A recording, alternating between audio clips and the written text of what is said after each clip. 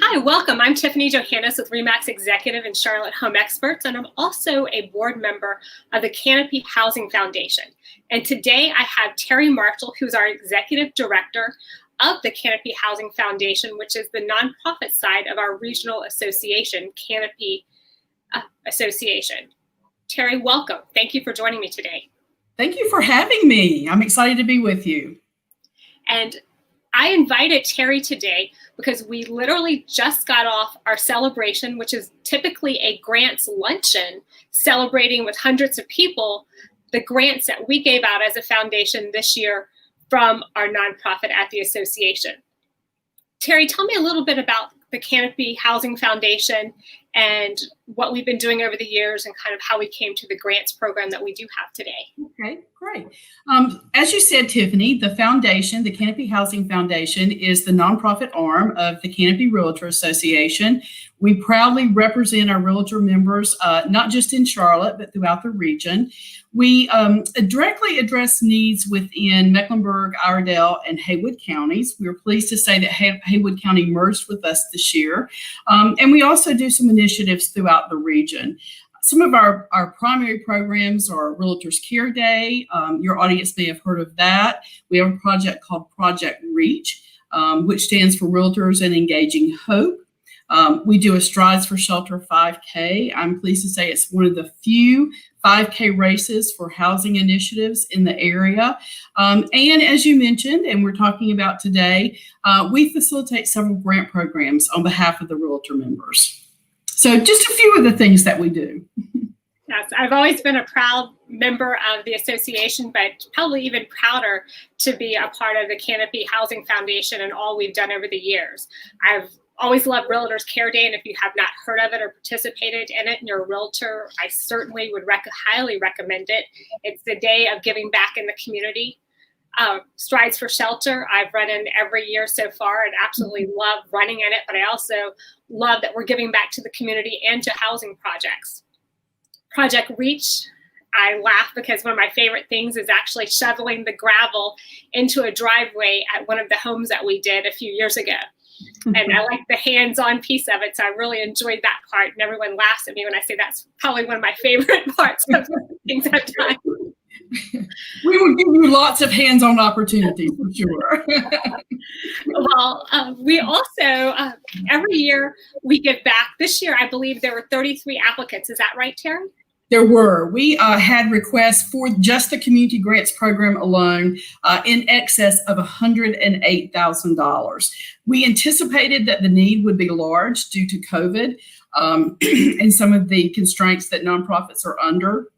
We did not anticipate that it was going to be that high. And the only thing that we regret is that we were not able to do more because we know that there's a tremendous need out there right now. Right. But this year we did give the most we've ever given in a year. Is that right? Yes, that is correct. With the exception of the race, because of COVID, Strides for Shelter had to be canceled, but we'll look for everybody next year. The race will return next year. So we were not able to distribute those funds, but certainly through the grant programs, it was a record year for us. That is fantastic. If you don't mind, I'd really like to just run down the list of projects that we are donating to this year, because I'd love for the people who watch this live or listen to it after the fact to get an idea of programs that we have in Charlotte and the surrounding areas and places that they can support or support the Canopy Housing Foundation and our mission as well. Great. So great. Good if we just kind of roll into some ideas of what we've done. That would be great. Yeah. I do want to ask everyone to keep in mind that on Tuesday, we also gave away or distributed to the Haywood community a total of $14,200. The groups that we're going to focus on today are those in Mecklenburg and Iredell. So really a broad range of impact, and we're very proud of that. So if you just want to jump right in, I will talk about some of the groups that we distributed funding to and what they're going to do with that funding. Sure. The first group is Angels and Sparrows Soup Kitchen. It truly is a grassroots initiative out of Huntersville, North Carolina. They are going to be using their $3,000 to provide rental assistance for 5 families. Each family will get $600 apiece to try to transition them into more permanent housing. Again, a very grassroots efforts that's feeding people in that community and helping meet their housing needs. That's incredible. That's a group that I know we've helped in the past and continues to do a fantastic job. We've partnered with them also through Realtors Cure Day. Like many of these groups, they're great partners of the foundation, and we try to enable them to continue their work long past our just one grant check. So the next one that we funded is the Babies Ford Vocational Trade Center. This group is going to provide rental assistance for 6 students who are undergoing a process, an educational process to get their apprenticeship certification so that they can move quickly into the workforce and learn a trade. Of course, while they're doing that, housing is a big detriment to them being able to get through that program and not really be in danger of being derailed from their goals. So this will offset 6 months of housing for these students going through this process, and they too will be getting $3,000. That's incredible. It's nice to be able to help students really working to make a difference in their lives, provide that shelter and that housing that they need to stabilize while they're getting that training. Right. Employment is essential to housing, as we all know, so that is helping through that way. I should have also mentioned that this grant program, the criteria for it is rather broad in that we fund unmet housing needs. And it's interesting to us to see how each group interprets those needs. And what happens as a result is that there's a wide variety of what we're funding and addressing. The next group people may have actually heard of, it's called Beds for Kids.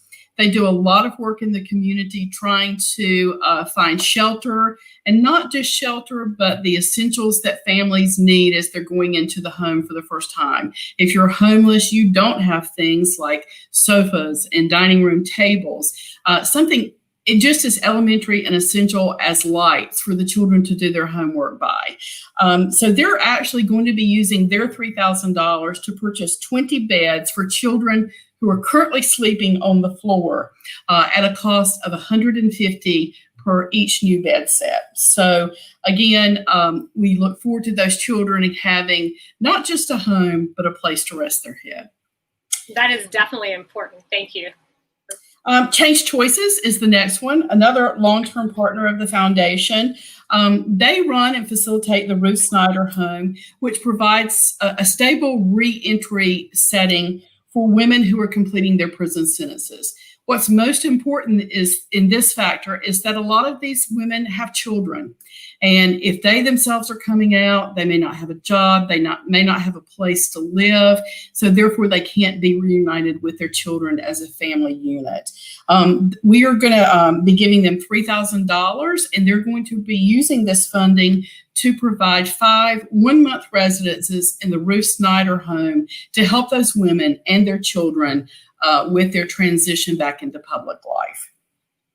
And that's an incredible opportunity to be able to help to give back to women who really need to get that stable footing so that they can re-engage with their family and then with their children. And I am pleased to say that some of the women that we have funded in the past have now moved on, and they're now homeowners, and they're gainfully employed, and their life is on an entirely different track. And I'd like to think that we had something to do with that. The next one. Go ahead. I'm sorry. Oh, I know we have supported them several years doing different projects throughout Canopy Housing Foundation's grants programs, and it's always nice to see positive outcomes from the donations. Yeah.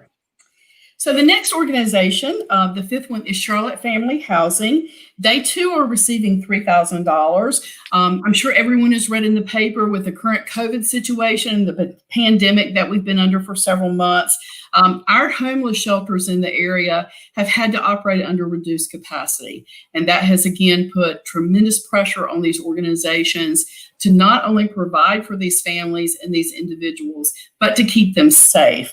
And so as a result of this funding, some of these families will now be moved into a local hotel to help them ride through this pandemic, continue to get those support services, and continue on their path of permanent housing without being interrupted from the pandemic. That is great that we're able to help in this time with that group, because they do so much for our community.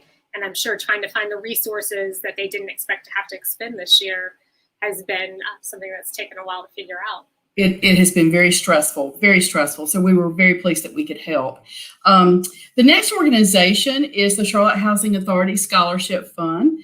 They did just undergo a slight name change, but you may know them by their older name. They're receiving $1,500 to support the cost of mentor training, mentor and mentee activities, and career prep workshops for students for 2 months. This is important, Tiffany, because these are the students, the ones that they work with, that often get lost in the system.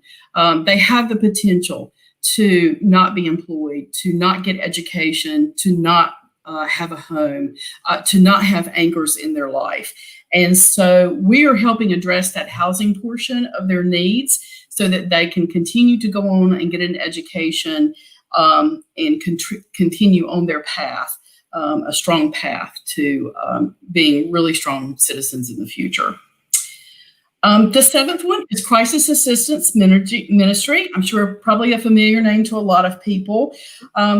There, in addition to the homeless and the COVID impact, we've heard a lot of conversation in the community about families who are facing eviction or disconnection of utilities. They are using this $3,000 that they're getting to put into their emergency fund to, again, address those needs that they did not anticipate from their clients and their guests that they serve. So trying to assist in those very immediate needs brought about, again, by the pandemic.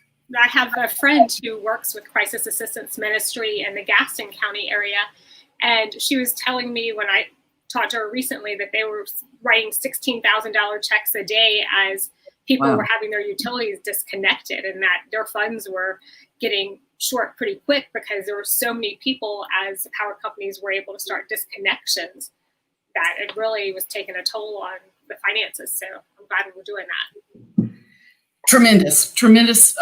Tremendous need, and hopefully we're making a tremendous impact.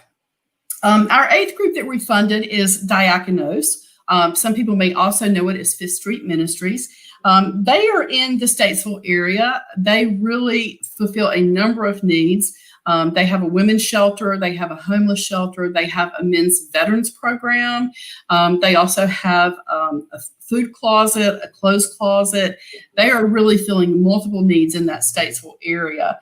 They are receiving $3,000 to help with transportation costs and case management costs for their Heroes House program. And again, this is their men's veterans program. They're working with these men to repair their lives and to move them into permanent housing. As you know, some of our veterans suffer from a lot of issues, again, a lot of needs. And so this is specifically directed to the Statesville area. Perfect. Families Forward Charlotte is a group that we are proud to support with $3,000. This money is going to support their families in their Family Success Program. These are families who are facing housing instability, either through homelessness, threat of eviction, or inability to maintain their rental payments. So that's Family Forward Charlotte. And that's the ninth group that we funded. The 10th one that we funded is Foundation for Girls.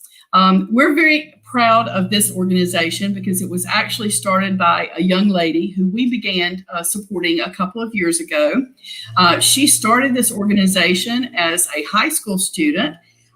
She is now studying at Stanford University, but she started this organization to support young teen mothers and their children. This $3,000 is going to support them with rental assistance at $500 each to help them secure a rental home and again, keep them on the path of solidarity and some permanence in their lives. That's wonderful. I also have to put in a plug and say that Shira Mantha, who is the founder of this group and has been recognized by the foundation before, also went on after we kind of recognized her to win a L'Oreal National Award for Outstanding Women. So she is one of our true homegrown heroes and a very young age. So we have a lot that we can learn from her. She's going to do great things, even though she's already doing great things. Another group that we funded is Furnish for Good. We are giving them $1,500 for moving expenses for 15 very needy families. Each family will receive $100 each in order to move into housing. Homes for Me is the 12th group that we funded. They are going to actually receive $2,050 to provide teens who are aging out of foster care, a group that sometimes is really forgotten about, with a suitcase that's going to be filled with essentials that they're going to need, those things that we so take for granted. They're also going to get a bed and a bag so that they'll have some basic needs as they leave foster care and are not left with nothing, and certainly the support services to avoid homelessness. The next organization is InReach. They're going to receive $3,000 to assist up to 12 individuals who have special needs in their quest to achieve and maintain their funding. Again, a very unique, special audience that we're trying to help address their needs. The next one is Matthews Help Center. They're going to receive $3,000 to provide housing and rental assistance for 4 families that they're working to help currently. And again, these dollars will assist them in that next level. Project One is the next organization. They're going to receive $3,000 to provide rental assistance to 3 upperclassmen, juniors or seniors. These are at-risk students, again, who would often fall through the system, are at high risk of not completing their education. They're currently living in off-campus housing so they can get the support systems that they need. And this is to help eliminate their burden of living instability while they're trying to get their education. The next group, and we're almost done, is Roof Above. Y'all may recognize this group. That Roof Above is the organization that used to be Men's Shelter and Urban Ministry. They have now merged their concerns and their programs and services and are now called Roof Above. They are receiving $3,000 to purchase bus passes for their individuals who are enrolled in emergency shelter. Most of these are men who need to acquire and keep employment. They need to earn an income in order to stay in the programs at Roof Above, and they need those services to have them serve as a conduit for housing access. Tiffany, we're very fortunate. If you drive a car, you don't think about how important bus passes might be to someone who's really trying to get back on their feet. If you can't get to a job interview, you can't get hired. You can't go back to the job to, hold your job and to perform your job. So it's those small essentials that really do a lot. They make a huge difference. They make a huge difference. And that's something that we've learned. We've learned a lot about how important bus passes are through this grant program. The next organization is the Relatives. The Relatives have worked and continue to work with homeless and teens and youth, primarily in the ages from 10 to 17. You may not be aware that if you don't have a parent or guardian, you can't go to a homeless shelter. And so a lot of these young people, unfortunately, are out on the streets. So they are going to also purchase basic essential items for their families and the children as they enter the Families Together transitional housing program. Those things, again, that don't seem like a lot of money to us. A short trip to get cooking utensils or toiletries. These are things they don't have and that we can help provide. So that's another element they don't have to worry about.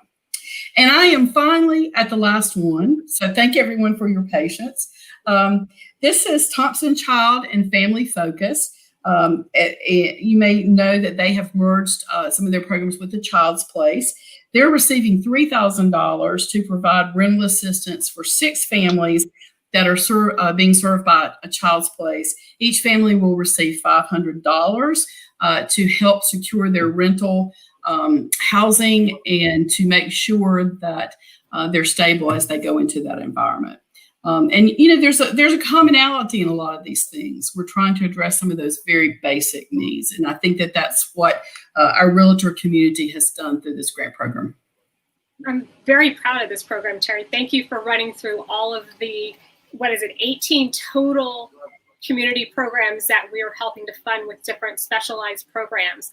And from what I heard there, we are helping cover everything from a bus pass to shelter over your head, to toiletries and supplies that you might need to move into your new home or to a home to where you need care for, and helping students as they try to do training and others that are transitioning back into the workforce and into the society, really stabilize themselves, doing things that you and I probably don't think much about in terms of transportation every day, thinking about paying our rent or paying our mortgage, and just surviving. And in today's world with the pandemic, I really encourage everyone out there to give to whatever charity or community program that you are associated with, but also think about giving to the Canopy Housing Foundation so that we can continue to provide assistance yearly. We've been a very good conservative of our dollars, and we work really hard to make sure that we provide them to places that really will make a difference and that not everyone is providing funds to. So the Housing Opportunity Foundation, or actually I should call it the Canopy Housing Foundation. It was the Housing Opportunity Foundation. You might remember it as that, but it is now the Canopy Housing Foundation when we renamed our organizations about a year ago. But I'm very proud to be a part of it and just looking at the different opportunities out there to give in the community. If you're listening now and you're thinking about how to give, you can reach out to us, and we're happy to share more information about all of these organizations or how you can participate in the Canopy Housing Foundation if you're a realtor or want to be an advisory member of our board one day as a community partner. The other thing that I just wanted to say is if you want to partner with me over the next year, I'm going to take each of these organizations, and I'm probably going to have to do 2 in a couple of months since we've got 18, and I'm going to do some type of give back to each of these organizations, and I'm going to highlight them through social media and online so that more people in the community become aware of what they do and how they do it and the stories behind the people that they're giving to, so that the faces become names and the people out there really have an impact on how you're giving. Not everyone is as blessed as we are, or is in the place that we are, to where we don't think about some of these things every day.